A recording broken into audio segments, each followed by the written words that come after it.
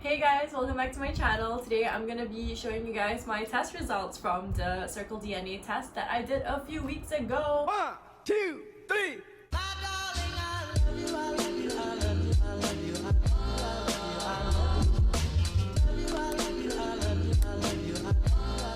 They actually sent me 2 kits and I did it with my grandma as well, and we just had to like swab the inside of our cheeks and put it in a little bottle, shake it up and then mail it back to them. And they gave me my results within a month, I think, I would say. Without further ado, let's get right into it. Alright. The results are split into diet and lifestyle, talents and sport performance, origins, explore your genetic blueprint, family, early detection, health and disease, and medicine. Do you say medicine or medicine?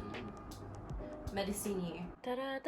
My optimal diet type is a healthy balanced diet, which is great. Normal sensitivity to normal sensitivity to alcohol, caffeine, dopamine, whatever that is, fat, carbohydrates. But I have a higher sensitivity to salt. Increased risk of high blood pressure. It's advisable to limit my salt intake. So then they also have like a little recommendations section, and it says to limit my salt intake to no more than 4 grams per day. Blah, 5 tips to cut down salt. Oh, lactose intolerance. I'm likely intolerant. That's great actually, because I've been trying to switch to a more plant-based diet, soy milk, almond milk and stuff in exchange for dairy, because I feel like it makes me break out. Oh, this is so cool. They have a little graphic, like swap this for that. That's cute. I am a super taster. I'm likely to have a higher taste sensitivity. This means bitter foods taste more bitter and sweet food tastes sweeter. This is important because how foods taste influences your individual eating behavior. I'm a connoisseur of food, looks like. Recommendations. Congrats on being a super taster. However, it's both a blessing and a curse. Bitters are more bitter, sweets are also sweeter.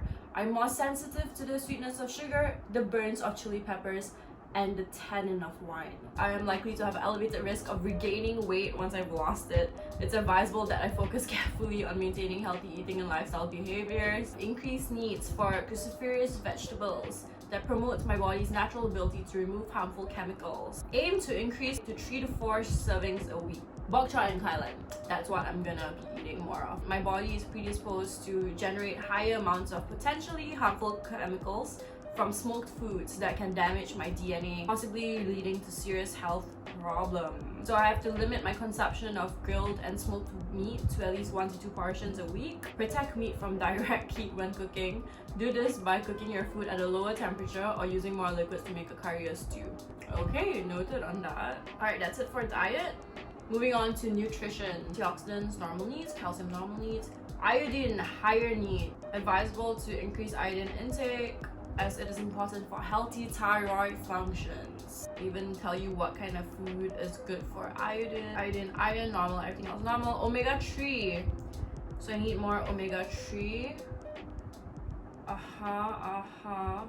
Caviar, roe, salmon, mackerel, herring, tuna. Oof. Or maybe just take omega-3 pills if they have that, I guess. Normal. Vitamin B2, higher vitamin B2 needs, which is the case for around 30% of people in Asia.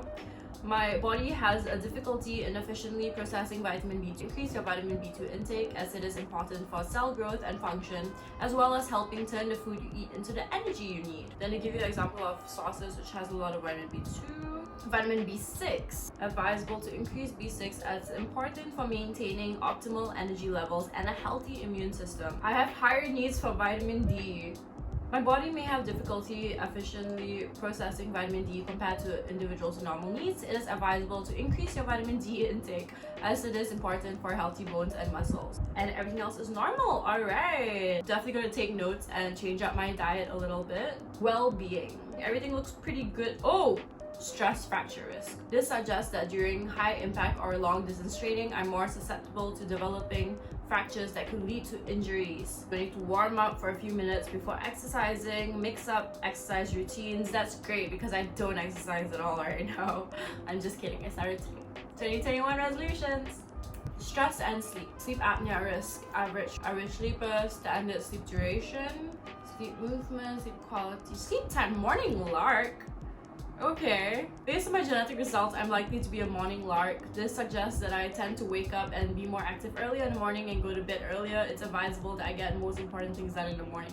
That's surprising because my sleep schedule is very messed up. I've had times where I went to bed at like 8 a.m. and wake up at 6 p.m. or something, which is pretty insane. So this is surprising that it says that I'm a morning lark and not a night owl, because I always thought I was. But it does make sense because I do feel way more productive early in the morning. Average risk of stress-induced obesity. I'm a warrior when it comes to stress tolerance. Likely to have a higher stress tolerance and a strong sense of calm when faced with obstacles. While I tend to continue to thrive and perform under stress, it is still important to remove the stresses interfering with your health for optimal daily functioning. Alright, I'm not gonna talk to boys anymore. Kidding, but not really. Let's move on to pollution. So everything's normal except pesticide sensitivity, which is higher. So I'm likely to have a higher sensitivity to pesticides. When the hazing comes around, my windows all go down. That would make sense if my windows weren't to push out and pull in once.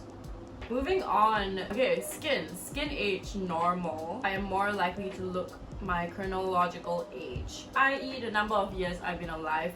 You know what? My grandma did this test as well, and she has younger skin age. Good on you, Mama. I'm glad. I mean, I wish I inherited that skin, but I guess we can't all get what we want. Low glycation risk, higher tendency of cellulite formation. That's a fact. Average blah blah. Increased skin hydration factor. Based on my results, I have an increased skin hydration factor. This suggests my ability for skin to hold water is higher than the rest of the general population, which is beneficial for your skin health. That's great. Okay. Alright. So everything else is low, so that's good. Optimal sports type. So this section took really long and it's a bit boring, so let's just do a speed round. Let's go.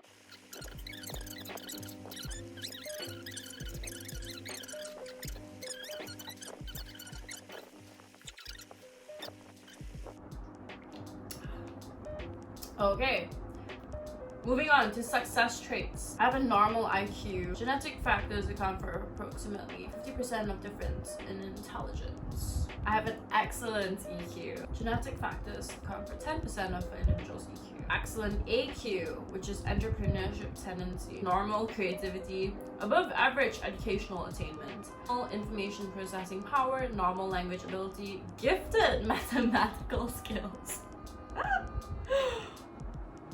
Okay, this is quite surprising.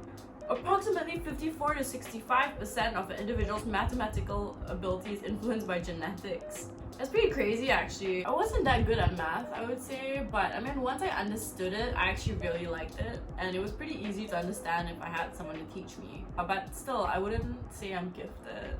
But I did get a C for Ad Maths in SPM, so that goes to say that maybe I am gifted. Okay, anyways, normal memory skills. Alright, cool. Music and dance, normal. And I'm gonna... Yep, definitely normal, I think. Plus Filipino, maybe would be gifted. Because all my Filipino friends are incredibly gifted. When I say all my Filipino friends, I kind of just mean Richie.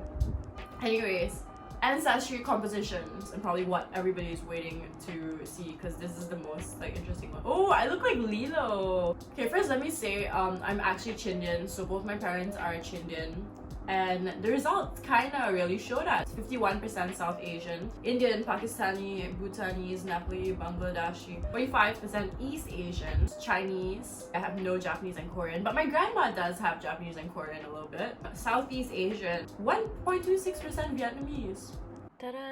Personality traits. Agreeableness, likely balance. Conscientiousness,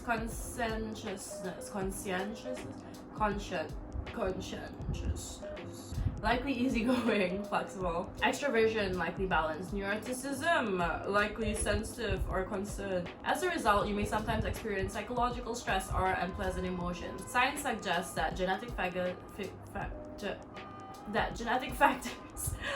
account for approximately 48% of how emotionally stable you are, i.e. neuroticism. It has been observed to be a risk factor for developing major depression, anxiety, anger, or other psychiatric disorders. Makes Makes sense. Likely inventive or curious. Behavioral traits. Less likely to have alcohol addiction. Altruism, less likely. That's sad. It's moral practice for acting in the best interest of others. Food addiction, less likely. Obsessions with washing and cleaning, more likely. It's a bit surprising considering my place is a mess most of the time, but lately I have been keeping it together. You know what I realized is that my room and my space, how neat it is a direct correlation with how my mental health is. Because when I'm in one of my states and I feel sad and whatever, my place just becomes really messy because I don't care. So yeah, neatness of a place and your mental health links up, I think. Physical traits. I have wet earwax. That's pretty cool. Okay, everything's pretty normal, I think. Gender traits. Breast size, likely average.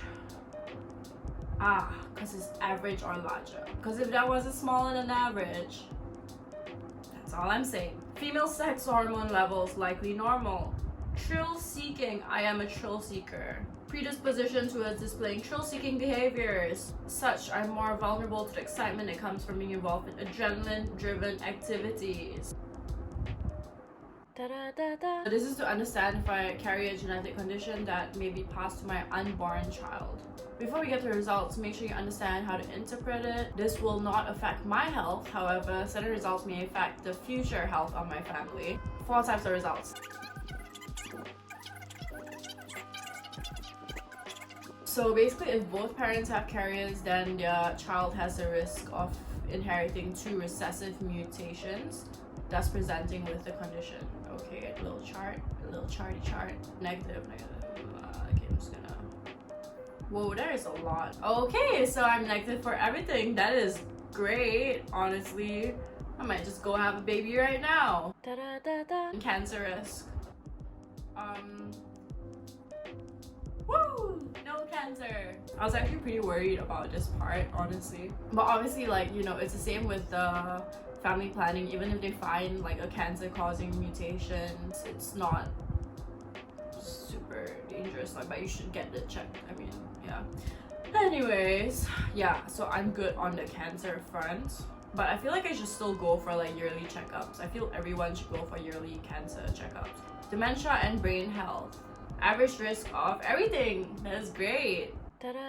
Common health risks. Average risk for everything else. That's great. Disease risk. Ooh, there is a lot of red. Okay, it's not that many red. Allergies, elevated risk. Influenza, elevated risk as well. That explains why I got sick a lot in school, actually. Elevated risk of glaucoma. What's glaucoma? It's a group of diseases that gradually damage the eye's optic nerve and can result in blindness. This damage is often caused by an abnormally high pressure in your eye. However, with early detection and treatment, you can protect your eyes against serious vision loss. Oh, by the way, my power is really high. It's like 400 and 500. So what can I do? Given that I have a higher risk of generating this, and since it often occurs without symptoms until it is at an advanced stage, it's recommended to have a comprehensive dilated eye exam. High blood pressure is also a risk, so have a low sodium diet. Although glaucoma can be prevented completely, protecting my eyes from sunlight may indirectly delay its onset. Alright, I'm gonna start wearing sunglasses, I think, because I usually don't. Sunglasses with UV 400 protection. Osteoporosis, oh no, it's a skeletal disease where bone tissue deteriorates and bone mass decreases. Bone strength is based on bone density and bone quality. Increased risk of fractures. So what I can do, increase vitamin D and calcium. Fall prevention technique. Alcohol has a negative impact on bone density. Consult my physician. I have no physician. I should go get a physician. Alright, average risk for everything else. Okay, and then they have a section on medicine, which is pretty tedious. It basically just shows, like, they test your DNA with like lots of drugs and see what you need to either use as directed, decrease starting dosage, or use with caution, or increase starting dosage. I'm not gonna go through that one because it's really long. There's so many things, and I don't think I should be sharing that with you guys, like in case anybody wants like poison me or whatever reason. I don't know, I just feel like I shouldn't share it with you. That was so long, honestly. CircleDNA is actually a really comprehensive test. I think I said this so many times, but it honestly is. There was so many things in here. It's pretty interesting learning some of the things. I think it would definitely help me with like health, especially the diet parts on like the vitamins that I was lacking and what I need to increase, what I need to decrease, everything. Obviously, the information you get here isn't something you need to follow like to the T. It's more of a guideline, and I am very grateful to have that. A lot of it makes sense. It's great knowing the thing about the glaucoma, the eye thing especially. So I think that's about it for the video. If you guys enjoyed that, please don't forget to like and subscribe and comment down below what else you want to see, because I am really trying to figure out what I post on my channel.